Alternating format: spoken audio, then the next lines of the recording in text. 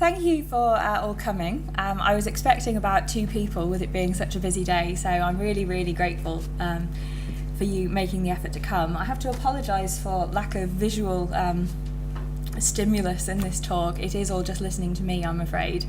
So if you don't want to listen, just look as though you are. I've mastered this by now. Mike talked a little bit about some work I'd done on the concept of the knowledge economy, which touches actually on Mike's own Dangerous Ideas talk right back in October or November. And this is actually quite a lot to do with my talk as well, so you will hear me talking quite a lot about that as well as the humanities, because I think the two are quite closely connected. Okay, it's a little bit theoretical as well, so bear with me. Hopefully it's understandable. Okay, so the talk I'm going to give today seeks to perform the kind of othering of dominant discourse, which I argue is one of the most important tasks of the humanities. In doing so, it aims to follow the principles which it advocates. So firstly, the use of defamiliarisation for the purpose of social critique, and secondly, the use of historical and cultural difference as a point of departure for this task of defamiliarisation. So ancient ideals of citizenship, which I'm going to be talking about quite a lot, so Greek and Roman ideals of citizenship, and the purpose of a liberal education can serve to defamiliarise the contemporary emphasis on economic growth and benefit, which is bound up with the concept of the knowledge or the knowledge-based economy. And at this point, it's important to stress that the idea of the knowledge-based economy, which is arguably the governing principle behind a lot of current higher education policy, which Mike also talked about, and the reforms of higher education institutions, is in the first instance a discursive phenomenon. It's not an automatic state of affairs. It is a discourse which has been built up over years, and that's something that I want to unpick a little bit in this talk. So the knowledge-based economy might well be described as an umbrella concept, which is, at least in its contemporary incarnation, largely rhetorical in function. What I will explore in this talk, first of all, is the effect that the discursive shift to the knowledge-based economy has had on perceptions of the role of the humanities. And in drawing on ancient Greek and Roman ideals of citizenship and education to defamiliarise contemporary hegemonic discourse, I'll also consider whether aspects of these ideals can still serve as a template for a more adequate understanding of the importance of the humanities for contemporary democratic societies. So I hope you get a sense of what I'm talking about, that the humanities can be really valuable for an education in democratic citizenship today. So that's kind of where I'm going with this. So while the term knowledge-based economy explicitly denotes the primacy of knowledge production in the context of a particular economic regime, the flip side of the concept, as it were, is the assumption of the primacy of economic considerations in the field of higher education policy. If knowledge is the basis, economy is the telos or the goal. Contemporary trends in higher education policy seem to be driven almost exclusively by economic rather than political imperatives, and that's not a new statement. It's something which we all encounter in our day-to-day teaching and research, but it's something I want to think a bit about today. It's symptomatic that non-economic values are not usually explicitly addressed by white papers in the UK or ministerial communiques at the EU level that formulate the goals of current higher education policy. And I'm going to be talking a little bit about the Bologna process and the attempt to create a European higher education area. So if we look at the London communique released by the EHEA Ministerial Conference back in 2007, it was still emphasising not only the importance of education for economic growth, but also its social role in, quote, preparing students for life as active citizens in a democratic society. This is also true of the Louvain-la-Neuve communique released in 2009, which states that universities must be enabled to fulfil, quote, their full range of purposes, such as preparing students for life as active citizens in a democratic society. You can see the repetition of exactly the same stock phrase. The repetition of this exact wording is nonetheless notable because it indicates a failure to clearly conceptualise the nature and import of citizenship, as well as education for citizenship, and thereby to genuinely engage with the concepts that it pays lip service to. At least this is my view. It's therefore perhaps not all too surprising that the Bucharest communique, which was released on the 27th of April 2012 and is the most recent, omitted even that stock phrase. In fact, it described the Bologna process as aiming to provide quality higher education to enhance graduates' employability chances and to strengthen economic mobility as a means for better learning. So any reference to citizenship, to the social function of education, is removed. The focus is exclusively on profit and on employability. Even prior to the last communique, the formal endorsement of education for citizenship did not, in fact, manifest itself in concrete policies. Neither the lines of action formulated as part of the Bologna process, nor the priorities of higher education policy in the next decade, formulated by the Ministerial Conference, address the issue in any way. This may be partly due to the difficulty of defining citizenship in relation to a supranational political body like the EU. Yet, as we will see later, this can hardly be held to present an insurmountable obstacle. And I was just thinking there, and I was talking about citizenship in relation to supranational political body. It's something that Nick Clegg has also been struggling with recently. So the goals of higher education can then be stated either in primarily economic terms, as rendering individuals flexibly employable, or in primarily political terms, as enabling them to participate in civic life. And that's something which I think a lot of us are very sympathetic to. The former approach, I would argue, is currently hegemonic, dominant, and has been in the ascendancy since the mid-20th century, when the term knowledge-based economy was coined in an attempt to quantify the value added by education or knowledge to human capital and economic capital. As Friedrich von Hayek's 1945 article, The Use of Knowledge in Society, illustrates, however, the economic significance of knowledge had already become a subject of reflection and study immediately after the end of the Second World War, when for the first time it became clear what science could achieve in terms of strategically and economically effective, tangible results. So things like code breaking, the nuclear bomb, and new forms of mass production, things we all know about, they catapulted science and technology into the public eye and really focused it as a target for government funding. So in the post-war period, this huge increase in the funding of scientific and technological research, both universities and private institutes, not just by government but also by industry and private corporations. And at the same time, the humanities were first subjected to what I've called here a cold utilitarian logic. You can tell what side of the debate I'm on, but I do think it's a fair statement, when compared with the STEM subjects, science, technology, engineering, and so on. The tendency to emphasise the idea of a transition from an industrial economy to a knowledge-based one was driven by political as well as economic imperatives. So Bob Jessup, who some of you may know, suggests that the paradigm shift in economic thought brought about by reframing economic activities as part of a new knowledge-based economy enabled the United States, who were anxious about their competitiveness, to invest in the proposed transition to a knowledge-based economy without openly compromising their commitment to the free market through a direct subsidy of industry. Avoiding the latter as far as possible was crucial ideologically during the Cold War. To manage the transition and ensure competitiveness, the US founded the Office of Technology Assessment in 1978 and the Council on Competitiveness in 1986.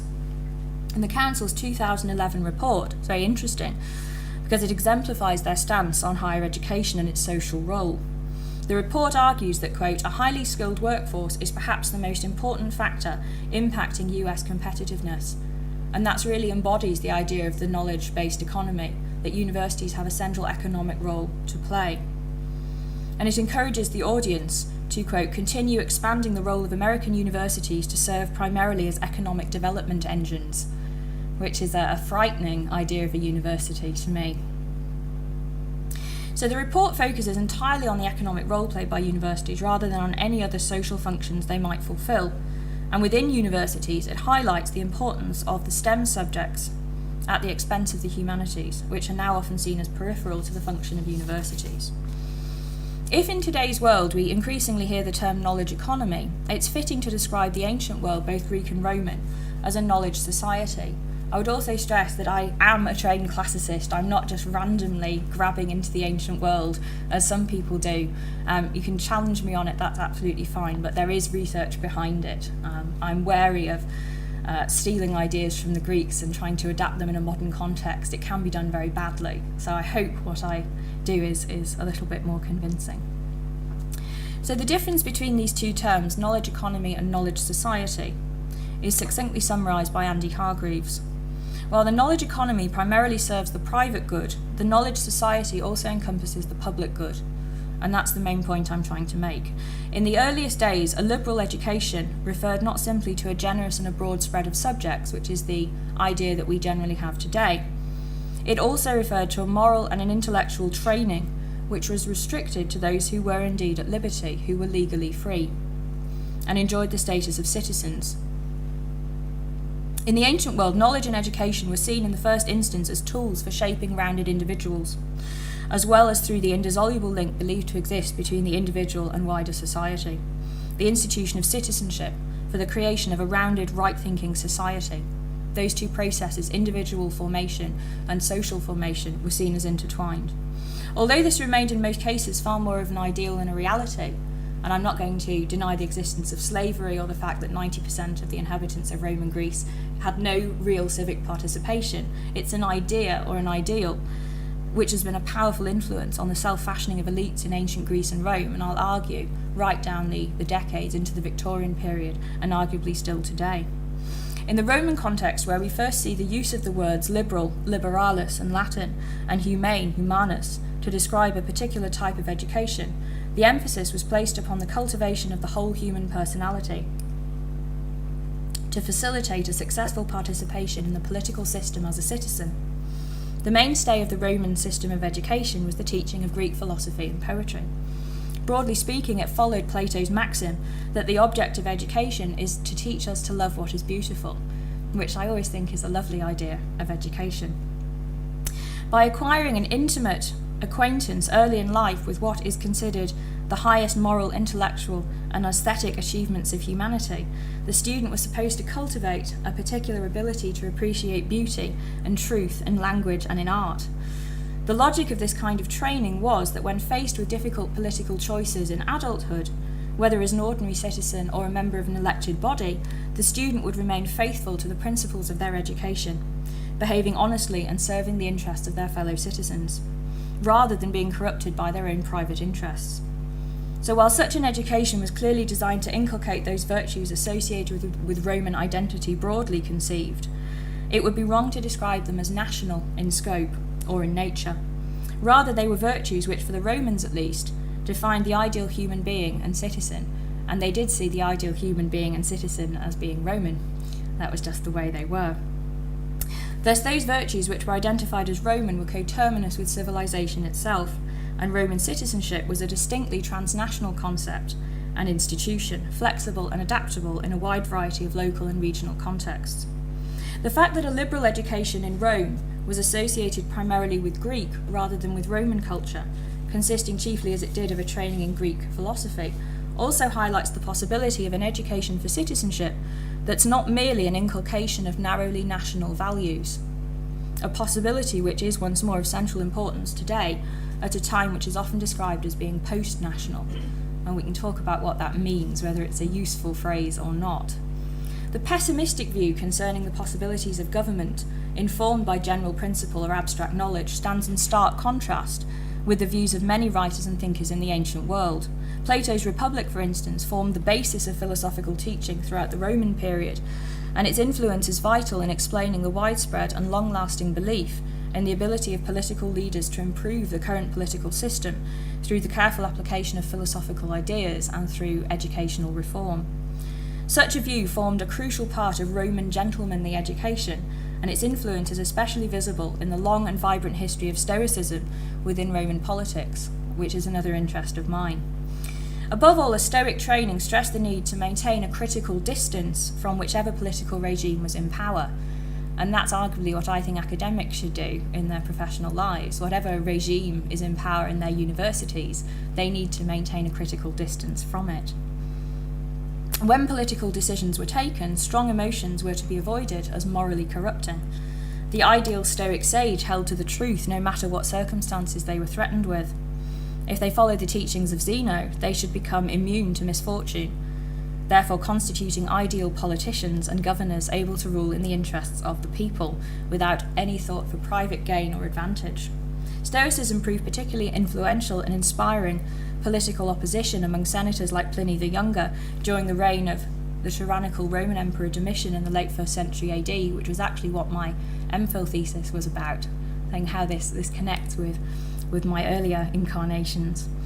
As such, ancient ideals of a liberal education are profoundly different from the conception of knowledge and of the role of education implicit in the discourse on the knowledge-based economy, which we find ourselves confronting today.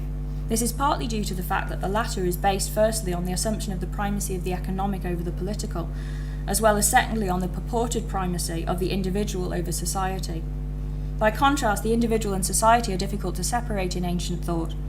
In ancient Athens, the oikos, and I know I pronounced that incorrectly, as anyone who is Greek will tell me, the etymological root of the word economy, which most of you will know, referred to the household of an individual citizen.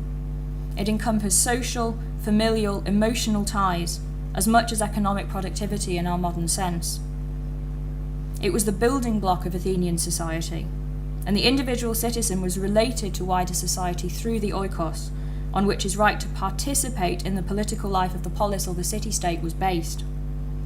The contrast with contemporary understandings here, I think, is stark. While the individual may still be seen to be connected to wider society through the institutions and practices of citizenship, his or her most important connection is held to be to the market, to whose independent logic he or she is subject as an individual.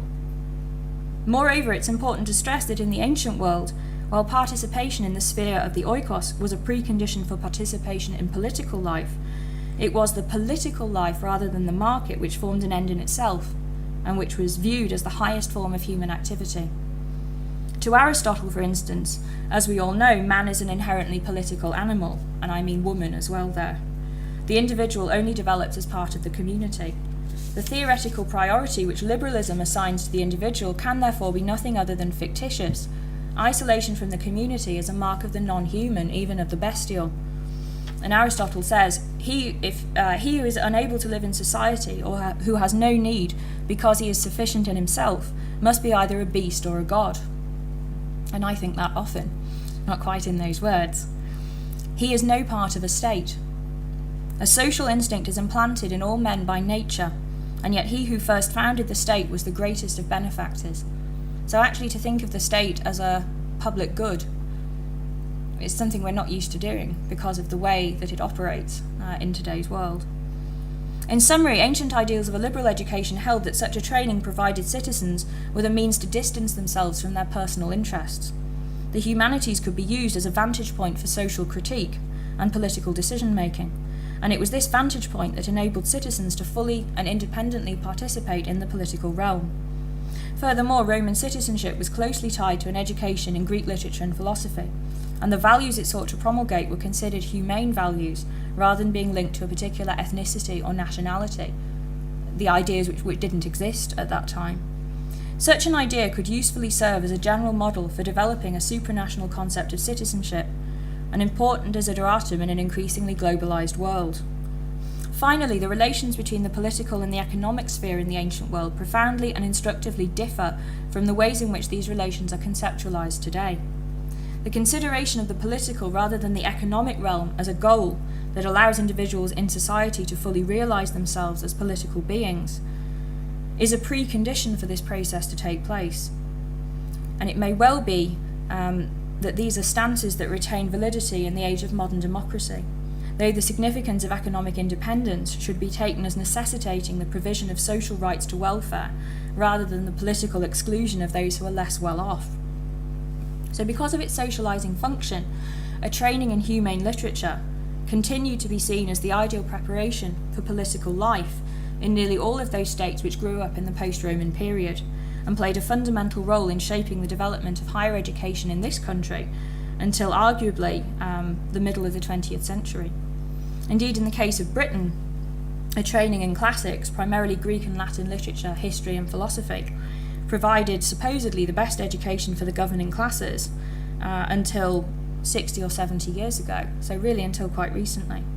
I'm not saying it did, I'm saying the view that it did was prevalent. This explains why in his famous Reed lecture on the two cultures, C.P. Snow represented the natural sciences as marginal in relation to the humanities even in 1959. It also indicates that the shift in policy that was beginning to take place during the Second World War took some time to pervade the popular consciousness and demonstrates the magnitude of that shift. The continued importance of classics is particularly clear in the bias shown towards these subjects, along with their modern equivalents of English literature and history, modern foreign languages and modern philosophy, in the English civil service examinations. And my mum, who took the fast stream examination back in the 1970s, had to pass in those subjects primarily rather than science, so it really did continue for a long time. Classics and afterwards modern history and philosophy also formed the crucial basis of examinations for the Bachelor of Arts degree at Oxford and Cambridge until well into the 20th century. You may have heard of people staying on an extra year in sixth form to do a Latin or a Greek year to enable them to pass the Oxford or Cambridge entrance exams, something my mum decided not to do because she didn't like Latin very much. But it shows how tenacious these subjects were. And although these subjects, particularly classics, tended to reinforce the existing social hierarchy, and we shouldn't be precious about that, they were the preserve of the privileged few. It did also help to foster a critical stance among students towards political systems and philosophies of government, based on the distance between the object of study and contemporary society. And I think it played more of a role in 1968 than a lot of people are prepared to admit. So consequently, until the middle of the 20th century in Britain, as in the ancient world, an education system which privileged a training in the humanities was seen as valuable independent of its influence upon normal economic productivity. In fact, many 19th century critics, perhaps most famously Matthew Arnold in his idea of culture, had drawn on the humanities, in many cases the favoured version of classics, as the best that had ever been achieved in human creativity. Culture and Anarchy in 1869 is his famous work where he elaborates his concept of culture. In this period, such critics always spoke from a position of relative authority and assuredness. Matt never actually had to confront the crisis of the humanities, which we do today. I wonder what his response would have been. I call him Matt because I worked on him for a long time. I didn't know him personally. The humanities were still dominant at all levels of elite education in Britain, both in the public schools and at university, and received far more financial support from government than did the natural and technological sciences. I'm talking about the Victorian period here. Their corner had rather to be fought by private organisations and initiatives like the British Association for the Advancement of Science, which I'm writing a book about at the moment, which Mike mentioned. They fought for years to try and get the ear of government to fund science, and it really didn't happen until after the Second World War, in the interwar years to some extent, and that really talks to the rhetorical power of the humanities well into the 20th century. So in this respect, the importance assumed by the humanities could be described as a reprisal of the civilising functions of literae humaniores, or humane letters, in antiquity. Conceptualising the humanities as a repository of humane rather than national values, among which self-reflection and critical thinking are central, allows a case to be made for the importance of the humanities that ought to be less susceptible to abuse and corruption than a conceptualisation of their function in terms of nationalism has been historically. Arguably, British governments of varying complexions have hitherto been less concerned about the socialising role of the universities and the humanities, because historically they've had far less opportunity in comparison with other countries, who I won't mention, to appreciate the important historical role played by universities in supporting and promoting harmful authoritarian regimes and ideologies at home. Working in Germany, for instance, I very much appreciated the emphasis which is still put on the universities, preserving them as spaces of free inquiry, some of which I think we could do within this country. A little bit more of it anyway. They therefore tend to neglect the potential cost of ignoring the social function of universities in general and the humanities in particular. In a British context, what I think is a relatively simplistic understanding of national citizenship, as embodied in citizenship tests, I suppose could potentially be inculcated as part of a humanities curriculum, and attempts to do so have certainly been made in the last 10 years or so. Since 2001, as we all know, there's been this attempt to foster Britishness, community cohesion in primary and secondary schools. It's coming back under Michael Gove in a slightly different form. We'll see whether or not it's successful. The context of new citizenship classes, in which history and literature have played very important roles, is also coming back. As a historian of 19th century education looking at civics, started in 1870, it's very interesting to see how a lot of what's being proposed today is very much a reincarnation of things tried over 100 years ago, which to some degree were successful 100 years ago, and we'll see whether or not they are again. This is controversial, though, obviously, as it runs the risk of reducing the humanities once again to agents of indoctrination. By contrast, our exploration of ancient ideals of citizenship and the role played by abstract knowledge, I hope, provides an alternative view of an education designed to foster citizenship without being linked to authoritarianism or any sort of state indoctrination. And I'm not saying the British government is authoritarian, I'm just using it as an example. From the perspective of critical citizenship, flourishing humanities departments should be valued as a vital part of a free academy and as a fundamental element of democracy, which ought to be underwritten, protected and financed by the state as a matter of principle. At least that's my opinion, in the same way as basic healthcare. For me, culturally, they are equally important. This is unfortunately not the case in Britain, where governments have consistently underestimated the political significance of the universities and the importance of the critical function exercised by humanities practitioners within the academy. In the post-war world, humanities faculties, and to a lesser extent universities as a whole, also lost favour with governments precisely because they became ideologically suspect due to their failure to conform to any narrowly conceived set of national values. While in the 1950s and early 60s, at the height of the communist scare, governments in the US and Britain had looked to the universities as places potentially capable of socialising the youth away from communism, suddenly began to see them as ideologically dubious, suspected of fomenting socialist ideas, oh my God, among the rising generation. Ironically, while asserting and winning recognition for the status of universities as sites of free inquiry, at the same time the movements of '68 and afterwards resulted in the university and academics more generally losing many of their long-held policy-making and policy-advising functions due to the government's failure to acknowledge the importance of sites of what Bruce Robbins describes as empowered dissent for any democratic society. The natural and technological sciences, by contrast, albeit quite wrongly, were seen as relatively untainted by ideology. Their apparent transparency and emphasis on efficiency, rather than on the vagaries of identity and philosophical inquiry, were often cited in the post-68 period when the case was made for increased government funding of scientific research in the UK. It's symptomatic that one of the most significant critiques of the economisation of higher education published in recent years originates with a classical scholar, Martha Nussbaum. Her manifesto, Not for Profit, Why Democracy Needs the Humanities, which appeared in 2010, does not explicitly address the knowledge-based economy as the dominant paradigm of economic thought. Her critique is based on opposing education for economic growth to education for a more inclusive type of citizenship. She rightly highlights that, quote, too few questions have been posed about the direction of education, and with it of the world's democratic societies.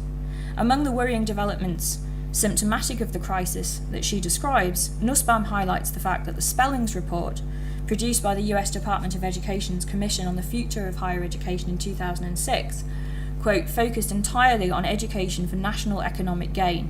It concerned itself with perceived deficiencies in science, technology and engineering. The humanities, arts and critical thinking were basically absent. That's what she said.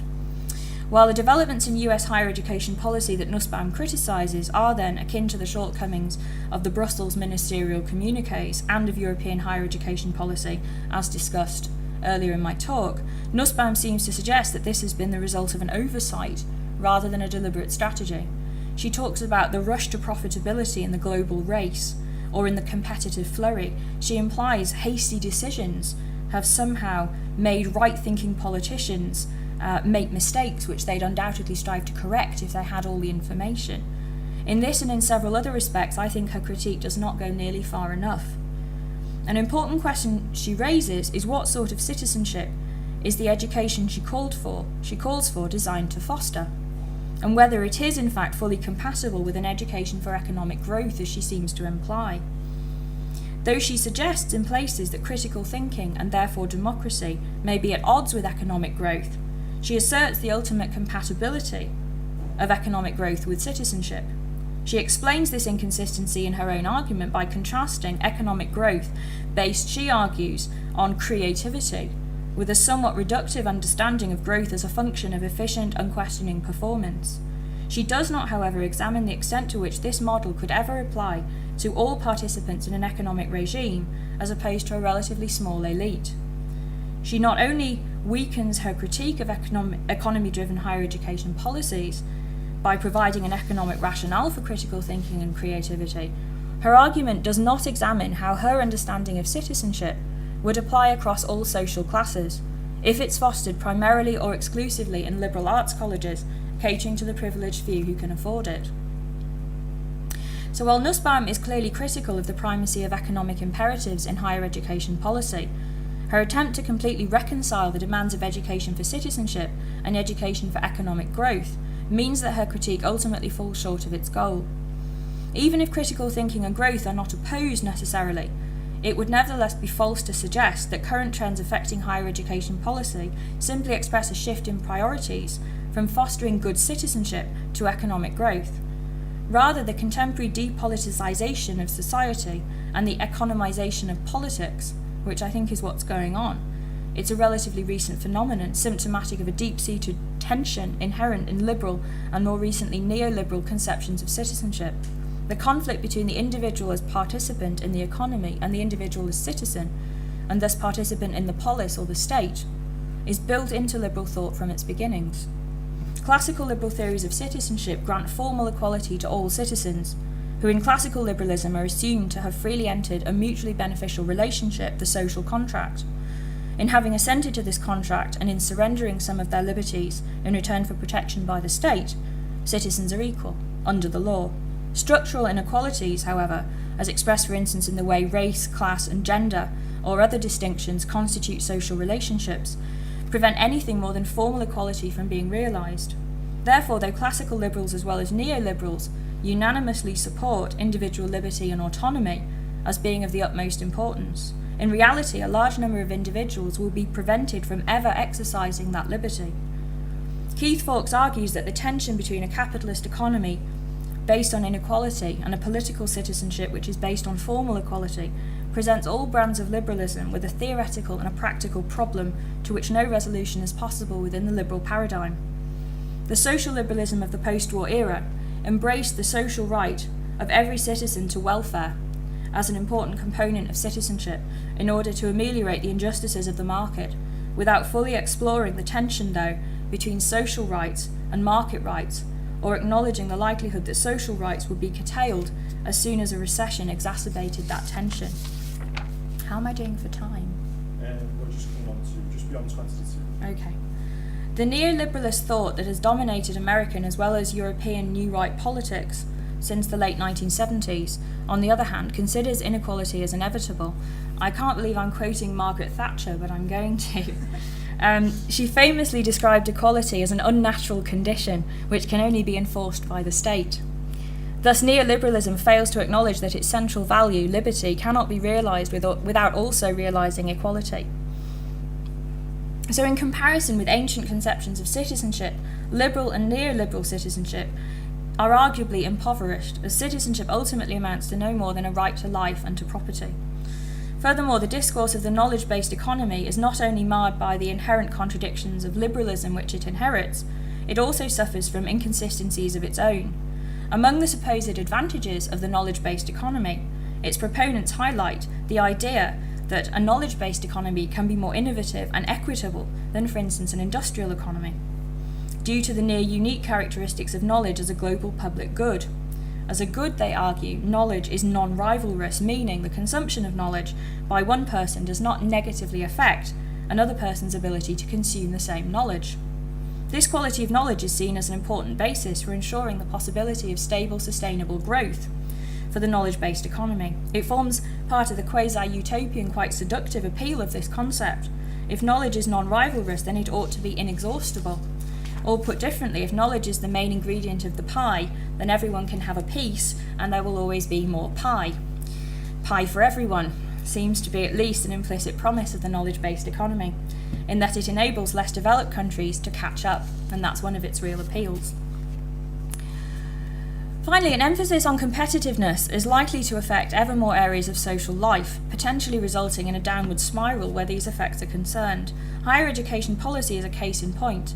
Not only does it recast the purpose of academic research in terms of driving technological innovation, but perhaps more importantly, the role played by competition and competitiveness is emphasised throughout the higher education system. We are all living with the consequences of this.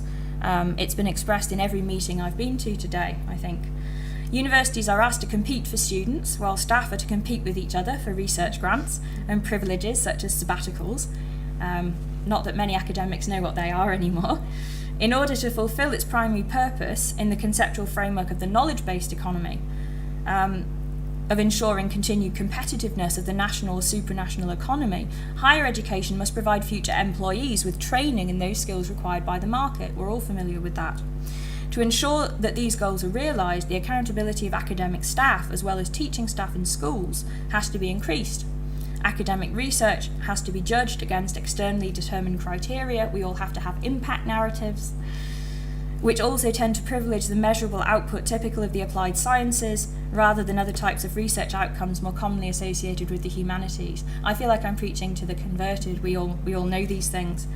Teaching quality in turn, measured against standardised tests, number of graduates an institution produces, customer satisfaction surveys, essentially what the NSS is, modelled on the principles governing the commercial sector, in the UK at least, in order to establish both sanctions and incentives, sort of carrot and stick, that support this development.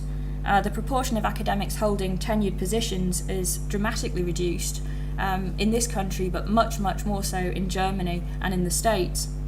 And that part of the workforce employed on temporary or 0 hours contracts has increased rapidly.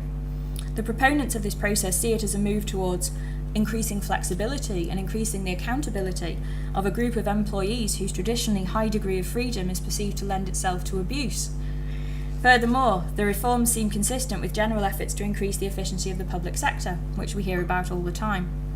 Opponents of the reforms, however, argue that these policy trends endanger academic freedom and increase the likelihood that teachers and academics will simply teach to the test, where standardised tests are used to assess the effectiveness of teaching, or dumbed down courses where the number of graduates or student satisfaction is used as an indicator of effectiveness.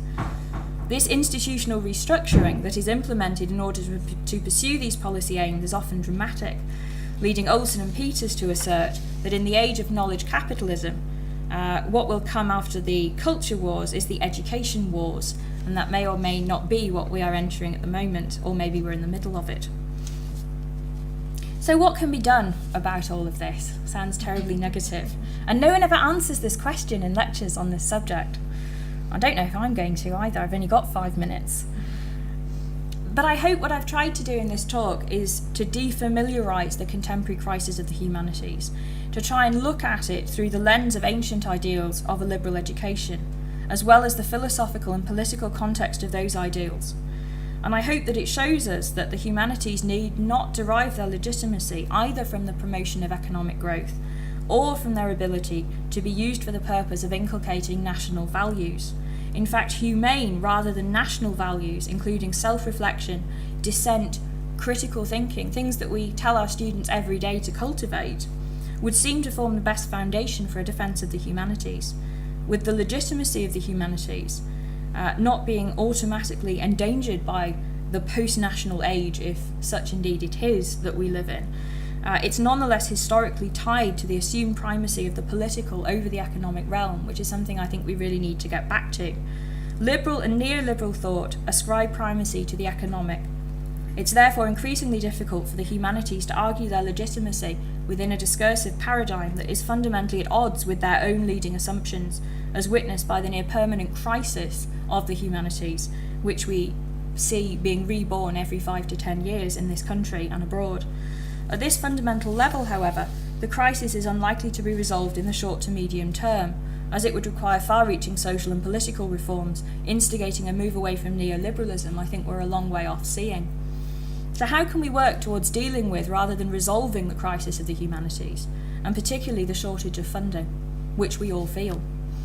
While it's my view that it should be regarded as one of the state's most dear obligations to underwrite a liberal education and economic research in the humanities on a far greater scale than it currently does. Philanthropic funding is an alternative that's likely to be of increasing importance in the near future, and I'm not talking about research funding via the AHRC and the ESRC, which is government money, but via independent bodies who are set up to fund research. I had several research projects in Germany funded by independent bodies called Stiftungen, which are essentially philanthropic organisations and corporations who use the proceeds of industry to, ironically, to actually fund research in the humanities, which is quite a nice idea, something perhaps we could explore in this country. The development of such partnerships with the private sector fits also easily within the US tradition of privately funded higher education, which in the last 20 years or so has become increasingly important. The extent to which such partnerships would compromise the freedom of teaching and research is always a question, and I think it needs to be looked at on a case-by-case basis. But the idea that somehow state funding has less baggage than private funding, I think we really have to get away from. State funding now comes with an awful lot of baggage and an awful lot of requirements, which are arguably driven just as much by the market as money from the private sector.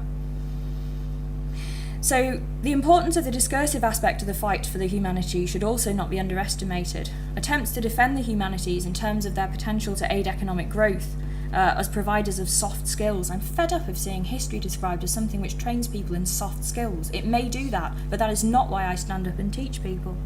If they want to develop soft skills, they can go somewhere else to do it. They just perpetuate the dominant discourse that is at the heart of the crisis. Conversely, turning the argument on its head and defining the humanities purely through their remoteness from economic interest, thus in negative terms, is also not helpful, falls prey to the same mistake. Humanities practitioners should make a concerted public effort to formulate the function of the humanities in positive non-economic terms. It is possible to advocate an education for citizenship that is based on humane rather than national values, and that highlights the importance of fostering self-reflection and critical thinking through defamiliarising the dominant or hegemonic discourse. Because of the rootedness of citizenship in the political realm, implementing the kind of education for citizenship called for by Nussbaum might contribute, perhaps this is optimistic, to a reversal of the depoliticisation of public life beyond the confines of academia. This is important, not in economic, but I would argue primarily in political and in social terms. Thank you very much.